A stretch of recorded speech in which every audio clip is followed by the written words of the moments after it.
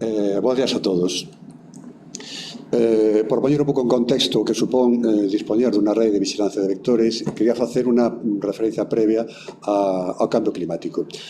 A transmisión de enfermidades a través de vectores, ou mesmo que outras ameazas para a saúde pública da poboación, están moi relacionadas co cambio climático. Como todos sabemos, os desastres naturais influen na saúde e incluso na vida das persoas. Estes días podemos falar das inundacións, da seca, que levan non só vidas e recursos, sino que esta amenaza permanece máis no tempo, xa que afecta o que pode ser o suministro de agua e a posibilidade de que aparezcan enfermedades. Outros extremos térmicos, como son as altas temperaturas ou os episodios de frío extremo, producen tamén un efecto importante na saúde. Os anos 22, 23 e 24 son os máis quentes, con temperaturas máis elevadas no que levamos desde que tenemos registros. Isto supón un aumento importante na morte das persoas en enfermedades en persoas vulnerables. O bloqueo atmosférico, outro factor que influe na contaminación e afecta as persoas, o mesmo que os incendios forestais, que liberan a atmosfera tanto partículas como produtos peligrosos, incluso o rendemento de cultivos, que se ve afectado por este cambio climático, e incluso a pesca, que é un factor que é especialmente sensible. Fauna silvestre, riscos emerxentes, e, por suposto, as enfermedades transmitidas por vectores. O quecemento global polo cambio climático permitirá que estas especies transmisoras poidan atopar novos lugares propicios onde completar o seu ciclo. Ademais, a máis temperatura, máis rápida é a transición de unha fase a outra do vector, é dicir, pasa de ovo a larva, pupa e adulto en menos tempo. E un maior número de ciclos completados implica, evidentemente, máis mosquitos durante máis tempos no medio. No caso das enfermedades transmitidas por vectores, hai tamén outros factores relevantes, como son o cambio de uso de solo, que é moi relevante, e a mobilidade das poboacións, que fan que, ademais, estea o axente presente con máis facilidade. Estes factores favorecen a expansión dos vectores que crean as condicións idóneas para a emerxencia de novas enfermidades. Ben, entrando xa no que a rede, o marco normativo ben sustentado no decreto publicado este ano de estrutura da Consellería, que en este caso establece dos unidades, o Servizo de Sanidade Ambiental, por unha parte, otorgándolle, digamos, a competencia en coordinación da vigilancia entomolóxica e ambiental das especies transmisoras en colaboración con outros organismos implicados dentro da rede de vigilancia de vectores, da Rega Vivic. Asimismo, a outra unidade responsable sería o Servicio de Vigilancia Epidemiolóxica, que é responsable da vigilancia das enfermidades transmitidas por vectores en coordinación coa Rede Galega de Vigilancia. Ben, para dar conta destas tarefas, xa no año 2017 se constituiu a Rede Galega de Vigilancia de Vectores mediante un convenio. Neste convenio participaban, por unha parte, a Xunta de Galicia con dos consellerías, por unha parte a Consellería de Sanidade, pola Dirección Xeral de Saúde Pública, por parte do medio rural era a Dirección Xeral de Gandeiría, Agricultura e Industrias Alimentarias, e dúas universidades, a de Santiago de Compostela, a que formaban parte no campus de Lugo, a Facultade de Veterinaria, a través do Departamento de Parasitoloxía, e a Facultade de Bioloxía no Departamento de Zooloxía, Xenética e Antropoloxía Física. E por parte de Vigo, a Facultade de Bioloxía colaboraba co Departamento de Ecoloxía e Bioloxía Animal. Bien, o convenio, estes convenios viñan a paliar a unha necesidade que tenía a Consellería de Sanidade de disponer de entomólogos que foran capaces de identificar estes vectores. Ben, o convenio non só facía frente a esta falta de personal técnico desta característica, senón que tamén elaboraban os protocolos para a posta de trampas, o seu mantenimento, a súa recollida, a formación do personal que se ocupaba das trampas, e durante o período de mostraxe, que se realiza con frecuencia quincenal, ocúpanse da posta das trampas e recollida das mostras de mosquitos nos puntos de mostraxe. O seu traslado aos laboratorios e a identificación e reconto dos diferentes exemplares recollidos en cada mostra. Asimismo, se ocupan da actualización das bases de datos de especies de interese vectorial de enfermedades identificadas e tamén remitían periódicamente ao final de cada temporada un informe tanto á Dirección Xeral de Saúde Pública como a de Gandería co informe final das mostraxes. É tamén importante remarcar que o ano 23, en xuño do ano pasado, a Consellería de Sanidade firmou un protocolo co CSIC para desenvolver líneas de acción e proxectos conxuntos en áreas de interés común, especialmente no marco da plataforma de Ciencia Cidadá Mosquito Alert.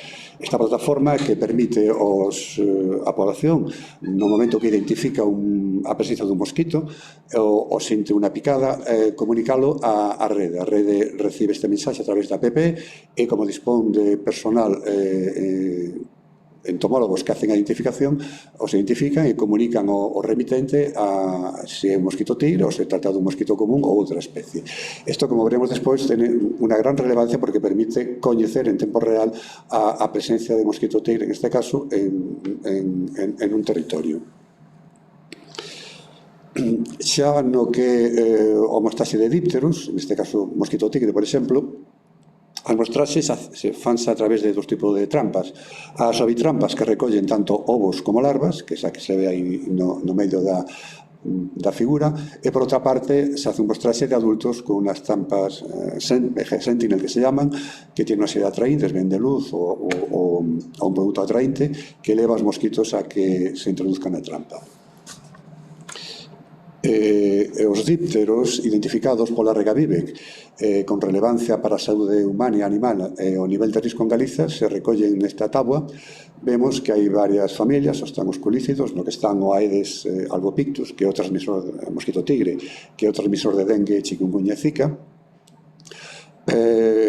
Tamén se miran os anófeles, transmisores de malaria, os culex, que son relevantes na transmisión de febre do Nilo occidental, e os flebótomos, que responsables de transmisión da leishmaniose, que xa está establecido no noso territorio, e a rede tamén identifica culicoides que, se ben non son de interés veterinario, non ten risco para a saúde humana. Na táboa, na gráfica, se presenta á esquerda a evolución temporal das identificaciones que se realizaron a través de mosquito alert, tanto de mosquito tigre, de mosquito común e de picaduras. Vese que a coincidencia é bastante coherente, tanto da presencia de mosquito tigre como común, que se desarrollan no mesmo entorno, como a presencia de picadas cando está o mosquito tigre presente. Podemos ver aí que ao final da gráfica aparece unha elevación do número de presencia de mosquitos. Eso se corresponde con fai 2 semanas, que, bueno, en esta época coincidiu con unha época de calor precedida dunha época húmeda que choveu, que isto é a situación ideal para que se reproduzcan os mosquitos. E deu lugar, pois, eso, fai 2 semanas, a un importante quecemento, sobre todo na zona de Vigo e Moaña. Na parte de arriba temos o mapa no que se localizan os achados que se hacen a través de mosquito alert. Se representan o número, os datos agrupados de mosquitos. Na parte de arriba está Moaña, que é o sitio no que se está declarando máis presencia de mosquitos, e tamén a segunda é Vigo.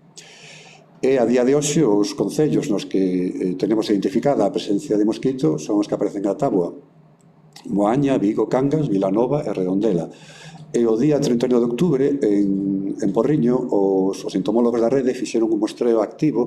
Neste caso non é poñer trampas, simplemente van ao lugar, van a visitar os municipios próximos aos que xa está establecido o mosquito e hacen mostraxes en ocos naturales, en recipientes nos que recollen ovos e larvas. En este caso atoparon 2 larvas en Porriño, o que quere decir que, bueno, posiblemente estea instalado porque non son un adulto que se atopa, que pode haber chegado de forma casual, sino que xa se fixe unha posta e hai larvas e ovos, co cal é a primeira vez que se detecta neste concello. No que se refire a outra parte do convenio, que é o mostraxe de carrachas, o mostraxe neste caso é diferente, faise por manteo, pasa un lenzo, un pano pola superficie do chan, e as carrachas quedan adheridas a este pano, recóllense e se identifican. E por outra parte, o que se fai é captura de hospedador. Se hace a través de centros colaboradores, ben maioritariamente en centros de saúde por persoas que son picadas, e os centros de saúde nos remiten esas mostras, ou ben clínicas veterinarias, centros de recuperación de fauna ou tecores. Aquí vemos as principais especies de carrachas identificadas en Galicia, hospedadores e enfermidades que poderían transmitir. Carrachas temos 4 xéneros principalmente, Ixodes, Dermacentor, Ripicéfalos e Ialoma. O Ixodes, basicamente, Ixodes ricinos, que é o responsable da transmisión da enfermidade de Lyme. En Dermacentor temos o Dermacentor reticulatus, que está asociado co tibola. Ripicéfalos, que é de Ocán, é responsable da febre botonóstata mediterráneo, e o Ialoma marginatum, que é o responsable da febre hemorráxica Crimea-Congo, ¿no? Serían os principais, de maior relevancia. Bueno, a distribución en Galicia destas carrachas é a que se ve aquí. A esquerda está o Ixodes, relevante a presencia xa por toda Galicia, especialmente na comarca de A Fonsagrada, Meira, que está onde se hacen a maior número de achados. E o que se refere ao Ialoma marginatum, un transmisor de febre hemorráxica Crimea-Congo, repito, está no sur do Lugo, en Quiroga, en zonas de, bueno, Tires, Manzaneda, en zonas próximas a León, que xa nesta zona pues, está implantada ya de forma ya máis estable. Bueno, tamén hai algúns achados en Oia, en Gondomar, en Muiños e Bande, pero vamos, de momento limítase á zona sur de Galicia. E os outros dos, o Ripicéfalos e Dermacentor, ten unha distribución similar, como se pode ver nestos dos mapas, bueno, na parte centro de Galicia. Ben, por último, quería facer algún comentario respecto a este tema da rede de vigilancia, principalmente poñer en valor a importancia de dispor dunha rede de vigilancia de vectores. Isto se puxo a manifesto o ano pasado, no 2023, cando por primeira vez se detectou un mosquito tigre en Galicia en agosto, en Moaña.